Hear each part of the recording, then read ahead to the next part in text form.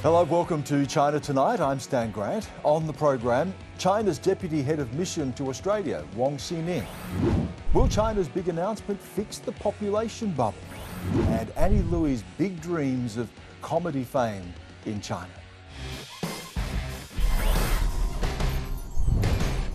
Each week we'll hear what's making news in China. But first, what are people talking about on the platforms they use?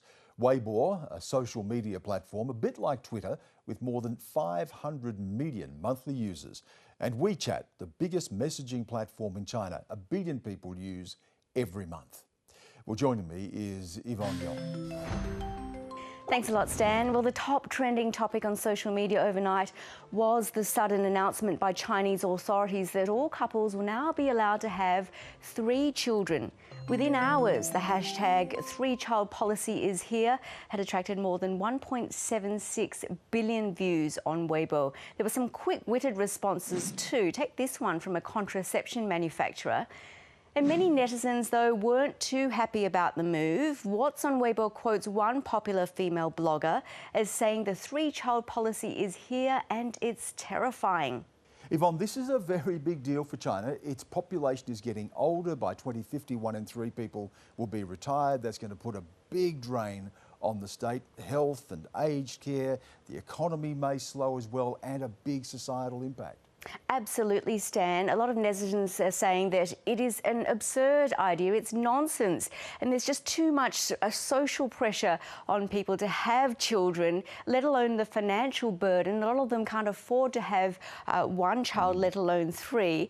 And if you do the maths, Stan, we're looking at grandparents having to look after potentially 9 grandchildren in the future. If you take into account the Chinese culture of grandparents having to look after their grandchildren. So that's scaring a lot of people. The migration of a herd of wild Asian elephants has attracted a lot of discussion on social media. 15 elephants in China's southern province of Yunnan are being monitored around the clock by police, helicopters and drones. The Special Command is protecting local residents as the group moves through towns. Experts say they've left the elephant reserve 400 kilometres away in search of food. And finally, Stan, the hashtag Friends has gone wild on Weibo as the reunion dominated social media chats in much of the world. But in China, Lady Gaga, Justin Bieber and K-pop stars BTS were cut from the version shown in China. It's not clear why, but netizens speculate political concerns as Lady Gaga hasn't performed in China since she met with the Dalai Lama in 2016. However, one famous blogger did manage to post this. Smelly cat, it's not your fault. Well, there's been yet another week of back and forth between Australia and China. Beijing reacted angrily when Prime Minister Scott Morrison suggested China's trying to drive a wedge between Australia and New Zealand during a press conference following annual talks with Jacinda Ardern. Now, New Zealand has strengthened economic ties with China this year by expanding their free trade agreement, prompting some to say they were taking a softer stance. But both leaders expressed concerns about Hong Kong and human rights violations in Xinjiang province. 澳大利亚、新西兰领导人就香港、新疆、南海等中国内部事务说三道四，严重违反国际法和国际关系基本准则，粗暴干涉中国内政。 China has also this week expressed regret at what it perceives as Canberra's interference in the trial of Australian writer Yang Hengjun. Now, Dr. Young pleaded not guilty to espionage at a 1-day trial held behind closed doors in Beijing. Australian diplomats have been denied access to the trial in breach of a bilateral agreement. This is deeply regrettable and concerning and unsatisfactory. Foreign Minister Maurice Payne has dubbed the case as arbitrary detention. Dr. Young claims he's been tortured during his 2 years in detention and forced to make false confessions. We've also seen Hong Kong pass a landmark bill amending electoral laws. So what's changed? Well, it means the backgrounds of potential candidates can be checked to ensure they are patriotic. The committee who does the vetting is largely pro-Beijing, and they'll get to choose who fills 40 of the now 90 seats in the Hong Kong legislature. And also the number of politicians elected directly by voters will be cut from 35 to 20. We can see that the representation of the people from Hong Kong in the Legislative Council or in the institution as a whole is much less than before. The US has been very vocal about how this stops people in Hong Kong from having their voices heard. But Chinese state media has hit back at US Secretary of State Antony Blinken's statement, saying it's full of nonsense, absurd demands, threats and pressure, which is a typical trick by the US. Now, this story has also dominated headlines in China, Stan. Over the weekend, the Tianhe space station received its first robotic visitor, the Tianzhou 2 cargo spacecraft. Now, this will prepare Tianhe for the arrival of astronauts in the coming months. It'll take 11 launches to complete the first build of China's first space station. And with this latest one, there are now 9 to go. Yvonne, it's a big deal in China. I was there reporting when I remember when the first manned mission went into space, Yang Louey, which was sort of for them like our man on the moon back in the 60s. And it really is part of this next frontier for China. It continues to build its power around the world. Indeed, we've seen developments as recently as last month when it landed a rover on Mars, sending back fantastic pictures back to Earth. So, Stan, I would say, watch this space. Free speech is a hot topic in China, and nowhere is it more obvious than in the field of stand-up comedy. There are regular news reports of producers being fined for using, quote, vulgar terms and violating social morality. Many topics are off limits, but comedy is increasingly popular among young people. So our reporter Annie Louey looked into what it would take to get a break. This is the joke that set the internet alight in China last year, performed by comedian Yang Li. 就是他明明为什么看起来那么普通，但是他却可以那么自信。Yang placed fourth in the latest season of a stand-up competition called Rock and Roast. In Australia, people wouldn't bat an eyelid at a joke about men being average. In fact, it reminds me of an inspirational quote I saw online. Carry yourself with the confidence of a mediocre white man. But in China, the concept of stand-up comedy and even social commentary has been relatively unheard of until now. A guy I'm friends with helped shape the early stand-up scene on the mainland. Andy Curtin is a comedian and promoter who used to run the China International Comedy Festival. After a decade of working in China, he's about to head home to Australia. After 10 years, I'm leaving. I was like, China, I'm leaving you. It's like, why are you still here? I just got it in my head that I wanted to try stand-up, and they didn't have any stand-up. We were so nervous to do the first one that we didn't even invite an audience. We invited some more people for the second one, and it really just kind of took off after that. I remember you saying that I could come over and do comedy at one of your clubs. Is that still a possibility for me as a foreigner now? It's hard to say because things can change at any moment, but certainly right now I think you wouldn't have any luck. Foreigners aren't allowed to perform stand-up in any language, and they do script approval even for open mics with the locals. Local people can get permits without problems as long as the scripts are okay and it's very clear what they're not allowed to talk about.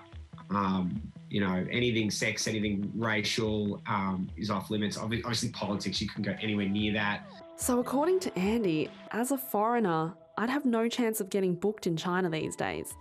And you don't want to get caught saying the wrong thing either. There are reports of open mic nights being cancelled or fined due to content violations. I didn't expect my dreams of performing in China to be shattered so suddenly over one short video call. But despite the strict regulations, it seems like the comedians in China still have plenty of topics to joke about.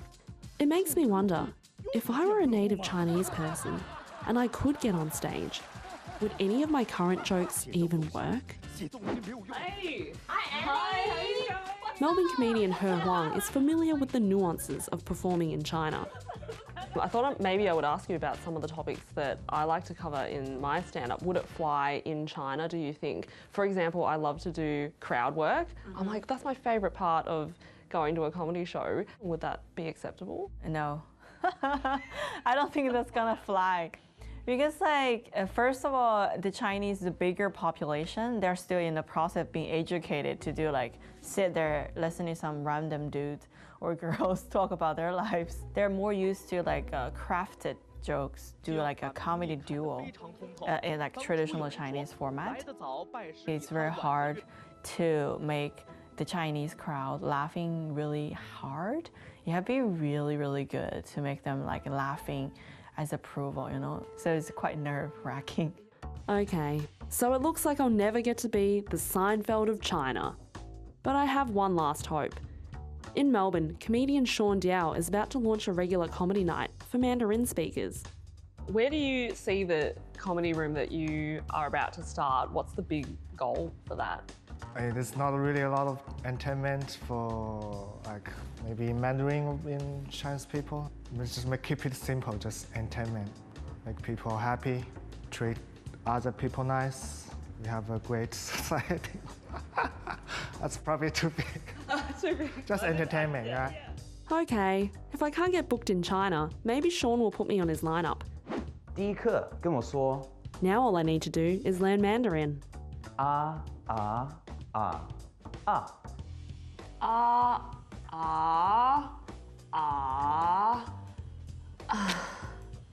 This is really hard. Annie, 你会说普通话吗？一点。一点点。Good, good. You're getting there. Yeah. I'm at the same level. 我说的不好。 That's actually really good. I was going to ask you, have you had any lessons? Well, I did live there, so I was, getting lessons on the run. But you actually do speak another dialect, right? Yeah, so my family's from a place called Taishan, or in Cantonese, Toisan. And Cantonese is the broader main language there, but the dialect, it's quite small. We're from a city of just 1 million people. That's what they call a tiny town in China. And it's great having a secret language here in Australia because anytime my sister and I are out and about, we can talk about people in our secret language. But when we go back to China, I realise that everybody can understand us when we're in Taishan, so we kind of have to sit silently on the bus. Oh, very good, very good. Now, what's this? What's this? This is a little something that was put on my desk today. I dare not open it yet. I've given you a very special gift with an inspirational quote. Okay. Yeah, open it out. Carry yourself with the confidence of a mediocre white man. I may be mediocre, but I don't think I'm a white man.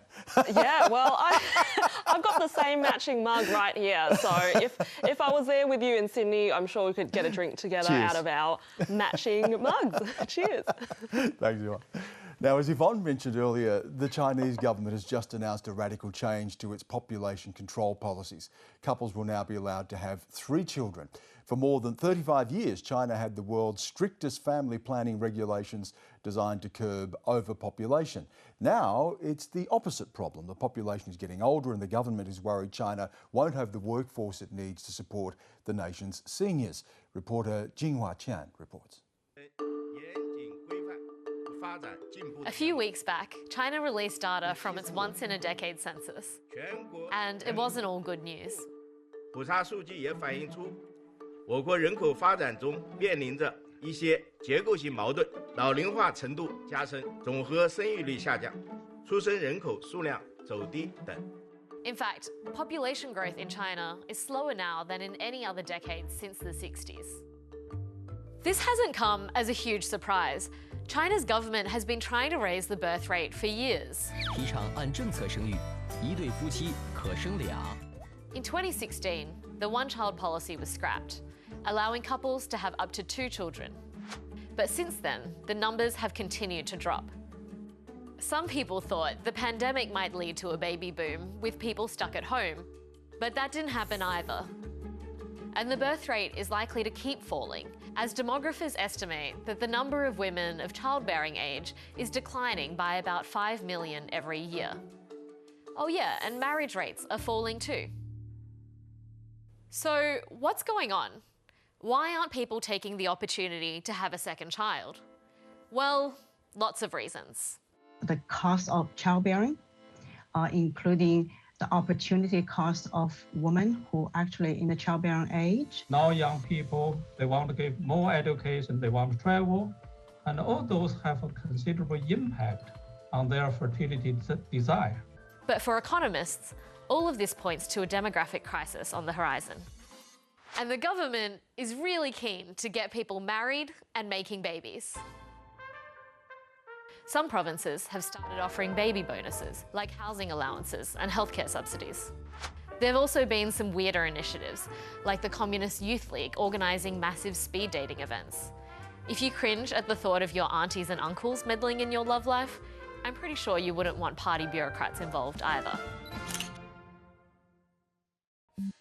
Yet, while officials are pushing marriage and babies in some quarters, the state's family planning system still punishes those who have children without a permit, such as unmarried women, lesbian mothers, and until now, anyone who had a third child. Parents are pressured to abort, or they can face heavy fines and even being fired and banned from public sector jobs. And reports have emerged of forced contraception and sterilisation targeting ethnic minorities. Many would like to see the family planning bureaucracy abolished entirely, as well as more support for parents beyond the current maternity leave benefits. For example, paid parental leave, not only maternity leave, but parental leave. So the woman would not feel they pay the price for having, second child. And the other thing is affordable childcare. Others have advocated for China to allow unmarried people access to assisted reproductive tech. Currently, you need a marriage license and family planning permit to freeze your eggs or have IVF treatment. To be honest, none of these policies are likely to make a huge difference to birth rates, because China's not alone here.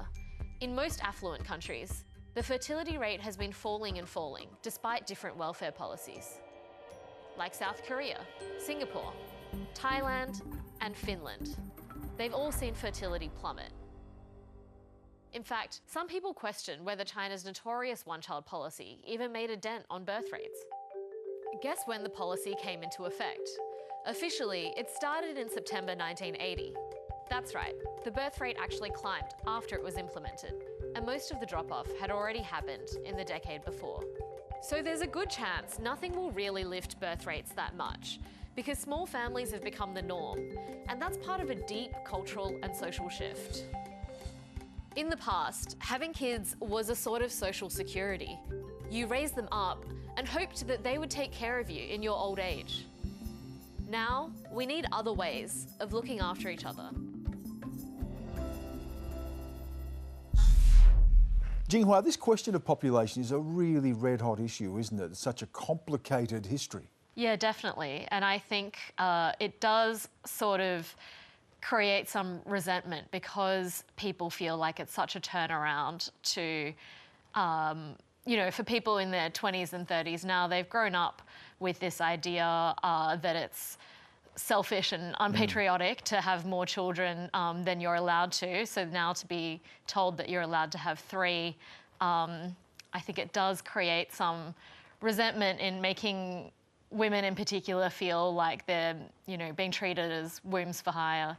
And while there's a fertility issue and an ageing issue, one of the other really complicating factors here is that other countries can bring in populations from outside them. Immigration policy, not necessarily the same in China.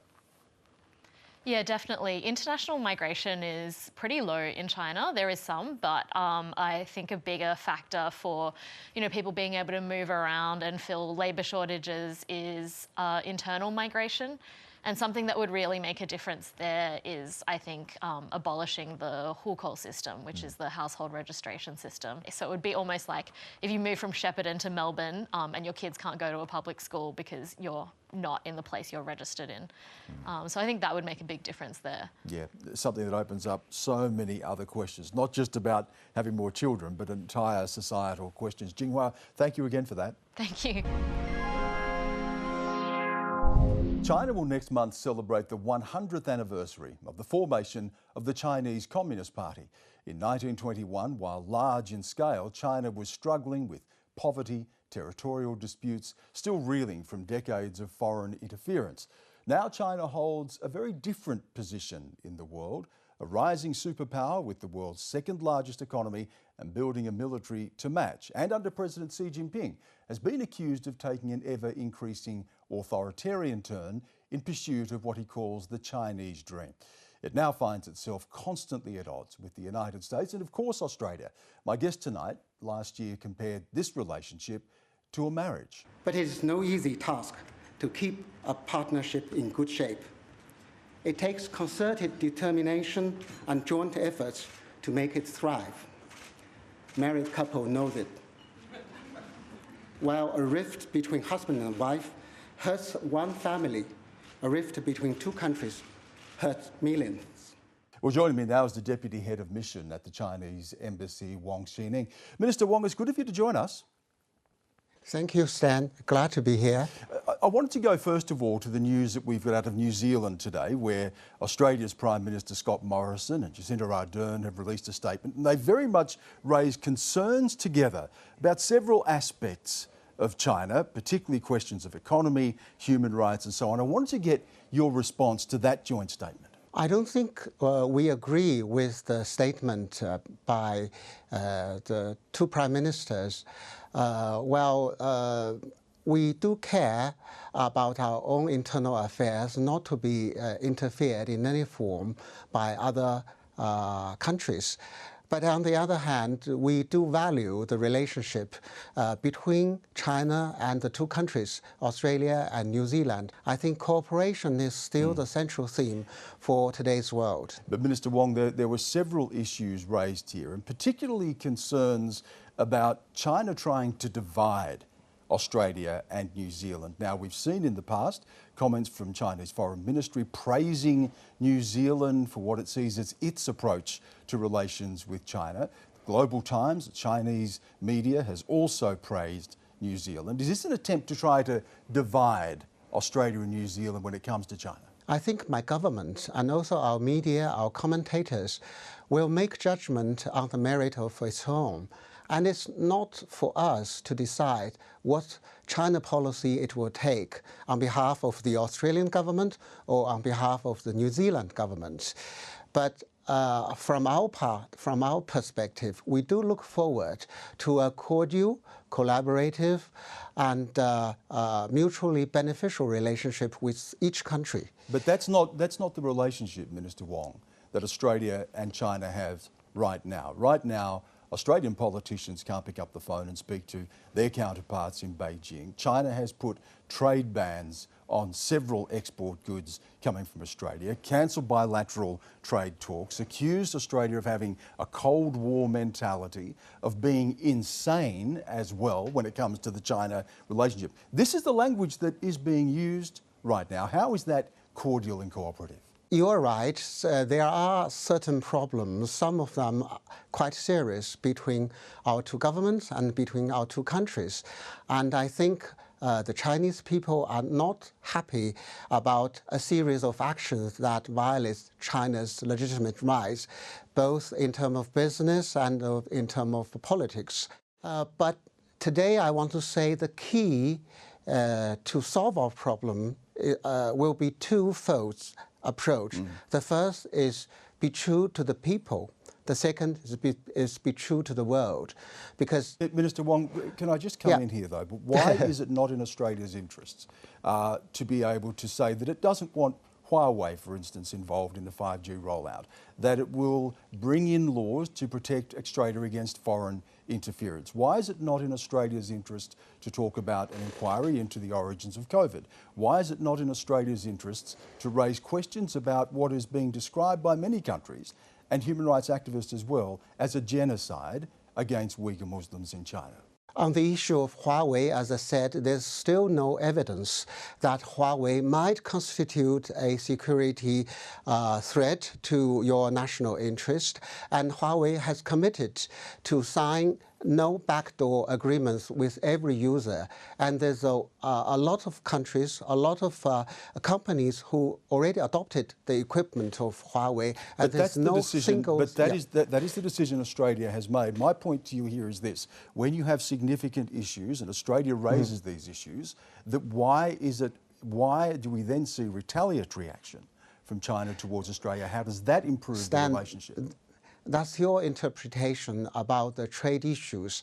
There are 106 anti-dumping and anti-subsidy cases launched by your relevant department from Australian government. We have only 4. It is not fair to argue that such investigation would pose retaliatory measures from my government. Let's go to the question of Uyghurs, Minister Wong, and again this has been raised today with the Australia and New Zealand statement and questions of human rights. Why won't you allow people to go in there and journalists and independent investigators to go in and have a look at this situation and tell us exactly what is happening here and what has been described by many now as a genocide?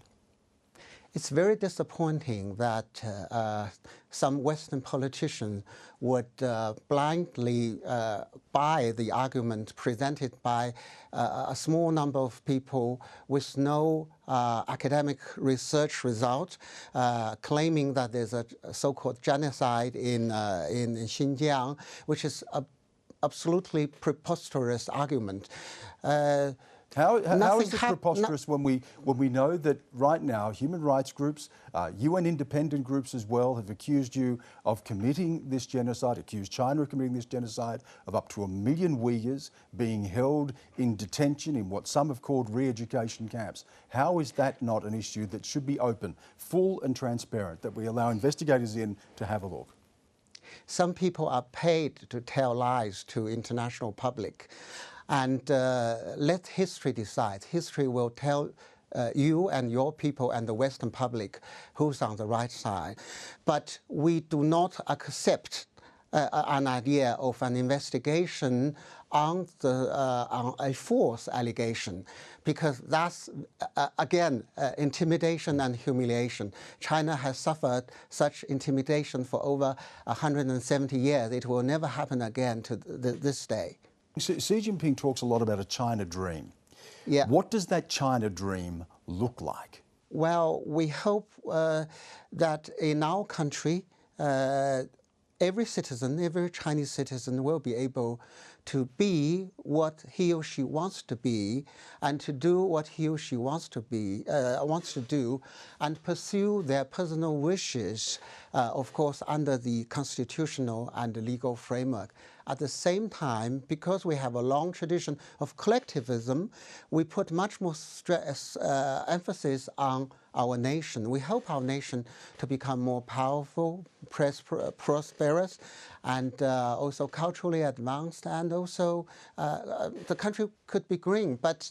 And more importantly, China dream is not exclusive. China's dream will not come true when the other nations, other countries, other people will not be able to realize their dream. That's why we put forward the idea of Belt and Road Initiative and the idea of an international community of shared future. Mr. Wong, you've been very generous with your time. I appreciate you joining us on the program. Thank you. Thank you, Stan. Thank you very much.